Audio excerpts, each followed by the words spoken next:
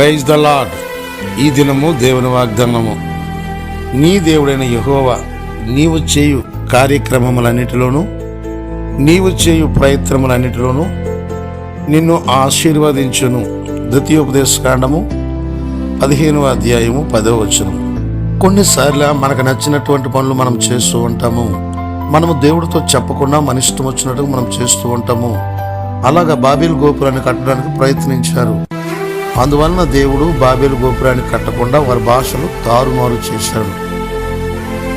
తర్వాత దేవునితో చెప్పకుండా బాలాకుతో మాట్లాడుకుని బిలాము బాలాకు రాజు మాటలు నమ్మి బాలాకు దగ్గర ధనాన్ని ఆశించాడు. బిలాము తాను చేసిన ప్రయత్నాలు విఫలమయ్యాయి.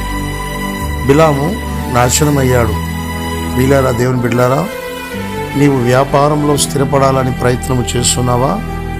నీవు నిర్మాణ కార్యక్రమంలో పునాదులు వేయాలని, దాన్ని స్థిరపరచాలని ప్రయత్నాలు చేస్తున్నావా? వివాహ కార్యక్రమాలు సరిగా జరగాలని ప్రయత్నాలు చేస్తున్నావా? ఉన్నతమైన చదువులు చదివి ఉన్నతమైన స్థితికి ఎదగాలని ప్రయత్నాలు చేస్తూ ఉన్నావా? ఉద్యోగాల కొరకు ప్రయత్నాలు చేస్తూ ఉన్నావా?